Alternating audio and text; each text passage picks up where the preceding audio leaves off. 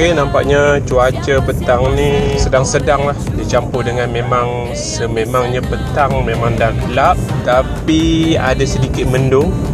So harap-harap tak hujan hari ni. Sebab semalam tak sempat berniaga. Buka-buka je terus hujan. Lebat pula tu. So tutup terus. Hari ni kita cuba lagi. Sekarang kita pergi dekat sekolah agama rakyat. Ada ais lemon tea, satu lagi ais Habib tea. Yang terbaru tu kalau tak muat nak bubur ni macam mana? Belum rekod lagi. Dua. Tu kawan awak. Jap. Kenapa balon banyak kat bawah ni? Tarik macam dah habis. Habis. Nescafe tarik. Ada satu lah. Ada satu je. Itu ais lemon tea. Lagi satu. Lagi satu lagi. Oh. Terima kasih. Lagi satu. Warna apa? Warna Milo, ais lemon tea, jagung. Milo. Okey. Ambil plastik jap. Okey, jom. Dia ais lemon tea. Pegang ya. Dia sikit je masam dia. Dia nak pilih sendiri je. Dia rapat dengan ayah dia. Sampai besar. Besar ni. Jom. RM1. Terima kasih. Milo, kelapa, teo limau. Nak gunting terus? Tak apa, ambil je.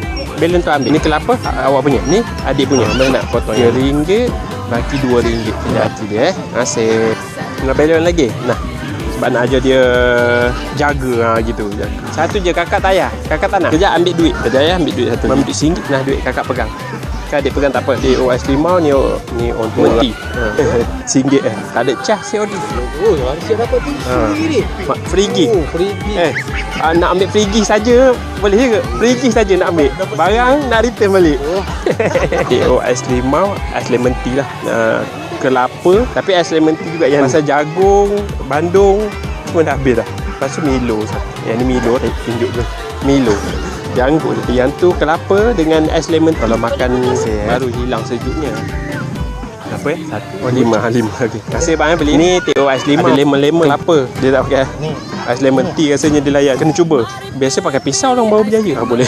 RM1 tu. Nak tersebut RM2 pula nampak pegang dua. NZ okey lah. Zaman sekarang kita main layan TikTok. Jagung, ni kelapa, ni pun Milo. Gunting terus. RM1. Sama. Okey, baik. Terima kasih. Okey, baik. Banyak ni. Dia stick sekejap tengok. Ada kita. Sini. Lepas tu Nescafe sebelah dia. Lepas tu dua lagi jadi 7. Okey, baik. Terima kasih bang. RM1 je. Sama jagung ni Nescafe. Orang tua je lah. Sekejap nak buat keluar. Nak Milo. Bukan ayam Milo. Dan pegang RM2 tu dapat duit banyak. Adik bagi satu, duit dapat banyak. Okey. Auki kan. Okey, ni G. Ada. Dia beli semua. Tapi masa nak balik betul baru dia beli.